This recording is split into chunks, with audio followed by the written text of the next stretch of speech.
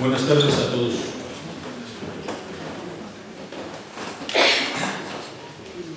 Hoy, los lunes del Ateneo, tenemos el honor de tener con nosotros al profesor Izco, quien seguramente, con toda certeza, muchos de ustedes ya lo conocen. Es difícil resumir en unos minutos su amplia biografía profesional. El profesor Izco, profesor, escritor e investigador de reconocido prestigio, es además un ameno conversador, por lo que nadie mejor que él para compartir con nosotros esta tarde aquí en los lunes del Ateneo. Su dedicación profesional gira en torno a la ecología vegetal y a la gestión y conservación de la biodiversidad, campo en el que ha realizado las mayores aportaciones científicas. Es un estudioso de la flora ornamental, así como de la historia de la ciencia, especialmente en la biología y la botánica. El profesor Izco nació en Madrid, en donde se licenció en farmacia y doctoró posteriormente en la Universidad Complutense. Desde el año 78 es catedrático de botánica en la Universidad de Santiago de Compostela, por lo que podríamos decir que también es un compostelano ya de adopción.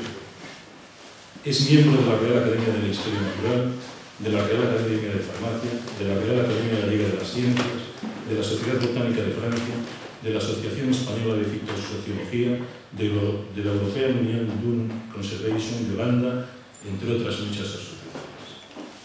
Autor también de numerosísimos trabajos de investigación botánica y varios libros publicados, como por ejemplo es Árboles monumentales en el patrimonio cultural de Galicia y El jardín de los pazos gallegos, espacio de recreo y fuente de recursos.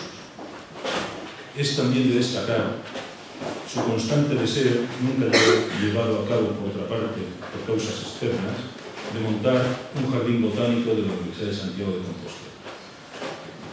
Ha recibido numerosos premios, entre ellos el Nacional del Ministerio de Agricultura y el de la Real Academia de Ciencias. Así pues, dicho lo anterior, nos encontramos ante una excepcional oportunidad de escuchar al experto botánico, que sin duda nos va a hacer partícipes del entusiasmo con su enorme conocimiento y de la relación de nuestro patrimonio biológico. A través de esta conferencia, que está aquí anunciada ya, el Versalles gallego, o mejor, Versalles Made in Galicia. Y aquí, en nombre del Ateneo, le agradecemos mucho su presencia. Muchas gracias. Buenas tardes, lo primero. Es para mí una satisfacción estar aquí, sin ningún género de dudas. Y eso es gracias al Ateneo, y yo quiero hacer público pues, ese reconocimiento, esa invitación que me han hecho para que participe y para que pueda compartir pues, con todos los presentes pues, uno de mis gustos, que es la jardinería gallega. A ello le he dedicado unos años para entender cómo es, por qué es así, por qué es como es, dónde está, qué valores tiene, etc. Repito, por tanto, que es una satisfacción. Le agradezco pues, también a los presentes que hayan querido compartir esa satisfacción mía en esta tarde. Yo, claro, no tenía previsto de ninguna manera sufrir una provocación como la que acabo de sufrir ahora. Eso de mencionarme a mí al jardín botánico, así con un micrófono delante, pues es invitarme a que diga algo, ¿no? Y no puedo decir nada más que una cosa: no tenemos jardín botánico. Efectivamente me incorporé en el año 78, permítanme que haga esas digresiones sobre la conferencia, y yo me incorporé en el 78, y en el 79 ya escribí una carta al señor rector magnífico de la Universidad de Santiago diciéndole que recuerde usted que Santiago de Compostela tuvo un jardín botánico que fue inaugurado en 1845, que es ese espacio pequeño que hay detrás de Fonseca, frente a Correos, y que deberíamos recuperar. Ha habido también otros proyectos de recuperación después de la fecha que murió ese jardín, ¿verdad? Que fue hacia poco después de la actividad. Bueno, desde entonces he estado peleando y a estas alturas yo siempre pensé que, bueno, algún día llegará, antes de que me jubile, pues estoy viendo que el tiempo se me acerca, los tiempos son llegados, pero el jardín botánico no lo tenemos. Pues yo espero, porque no estoy dispuesto a renunciar a ello, espero que algún día llegue, porque eso será motivo, entre otras cosas, de satisfacción, una vez más, la recuperación de ese patrimonio, de esa historia, de esa sabiduría y de futuro. Esta conferencia, esta presencia mía aquí, está vinculada, tal como organiza el Ateneo, sus intervenciones con la que hubo el lunes pasado, donde a partir de una flor que admiramos como una maravilla, pues la doctora Carmen Salinero nos dijo que además de eso hay mucho más allá, ¿verdad? Pues yo espero también que el jardín botánico sea mucho más que una especie de recreo que cambie.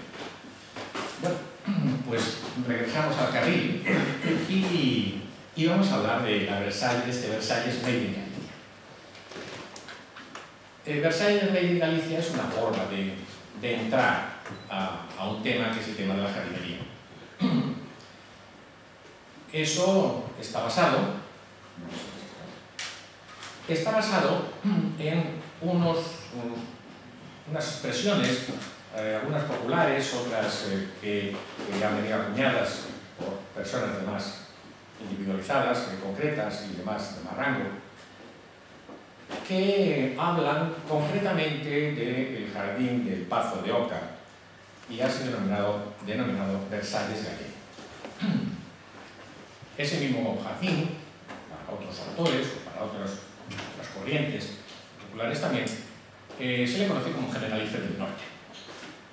Y por último hay una expresión, en este caso ya de Emilia Pardo Bazán, donde dice que si el Pazo de Oca se hubiese acabado, primera condición, casi llegaría a ser una muy buena condición también, casi llegaría a ser un segundo Escorial. Bueno, digo que esto me ha permitido utilizarlo casi como retrueca, ¿no? ¿Verdad? Para hablar de la jardinería gallega, que fundamentalmente es jardinería de los pazos. Pero ya tengo que decir desde el principio que justamente mi tesis es que nada de esto es verdad.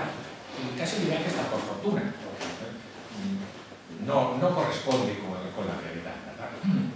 Empezaríamos por decir que el Versalles gallego, Versalles está hecho casi ex novo. Luis XIII en 1628 empieza por construir un pabellón de caza, Luis XIV lo desarrolla, de nuevo como pabellón de caza, y dicen las crónicas que también de recreo, léase por ese concepto de jardín de recreo, jardín de amantes, y cada amante que tenía pues iba poniendo una casita en aquel jardín, en aquel espacio de Versalles, ¿verdad? Pero repito que se hace, es un espacio que se crea como jardín, como espacio de recreo, de caza, pero de no apianado. Ese Versalles alcanza casi sus dimensiones actuales con el proyecto ya de Luis XIV de hacer un gran parque donde acaba llevando el corte, como decía, después de ese periodo de espacio de campo, y bueno, pues eso se convierte en un jardín de 800 hectáreas, más de medio centenar de lagos y de estanques, etc. Por cierto, no olvidemos, y eso también lo podemos enlazar tal vez si hay ocasión, Versalles recibe, que es el palacio, 3 millones de visitantes año y los jardines 7 millones de visitantes. Es decir, se convierte en un centro de atracción. No deberíamos olvidar esas cifras, y aunque vuelvo a repetir que yo no que voy a rechazar que aquí tengamos un Versalles, no deberíamos olvidar la potencialidad que tienen, las posibilidades que tienen unas instalaciones